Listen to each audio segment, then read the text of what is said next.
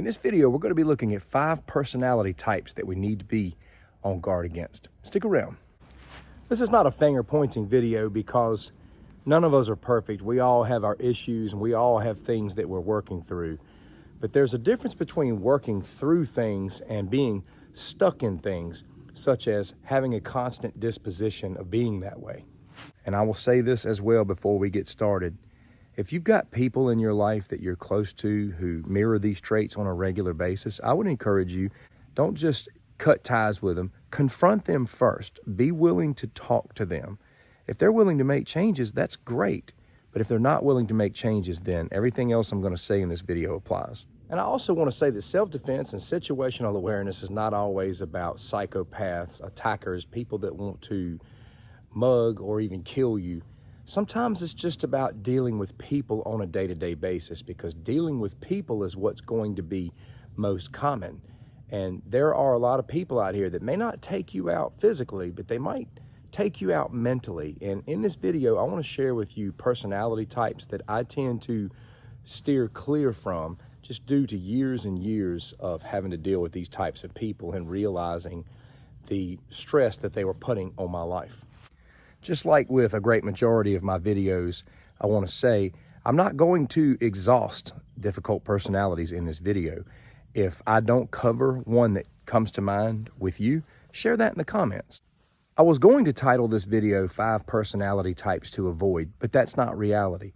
We can't go around avoiding everybody all the time. It's impossible to avoid difficult personalities, but we can be on guard against them.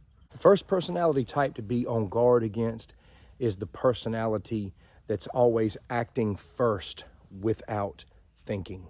These people are dangerous to you socially. They're dangerous to you in business, such as, forming business partnerships with people. They're dangerous to you in recreation, and they're just dangerous to you in life.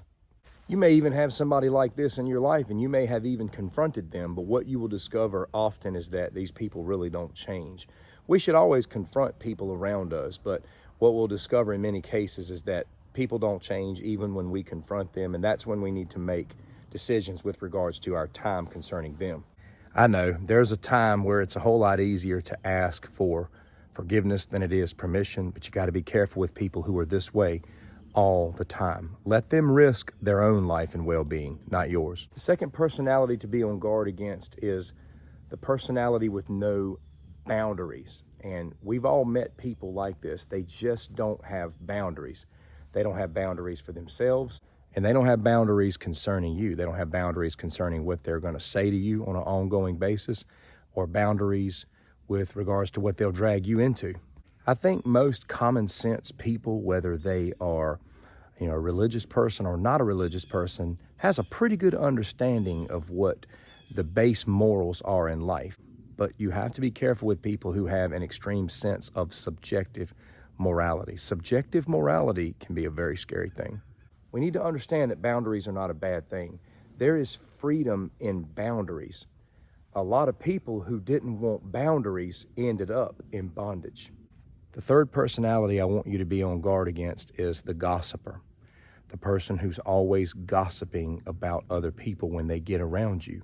And what I have learned in my years of living is that people who will gossip to you about others will gossip to others about you and your business.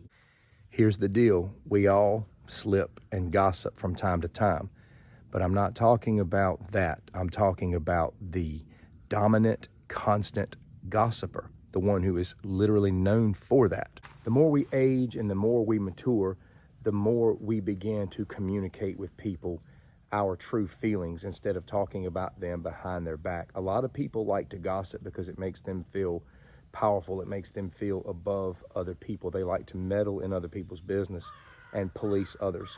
Gossipers can start a fire with their words and drag you right into it, so be careful. The fourth personality I will tell you to be on guard against is the uncommitted and the double-minded. From time to time, I'll quote the Bible, and it says, a double-minded man is unstable in all of his ways.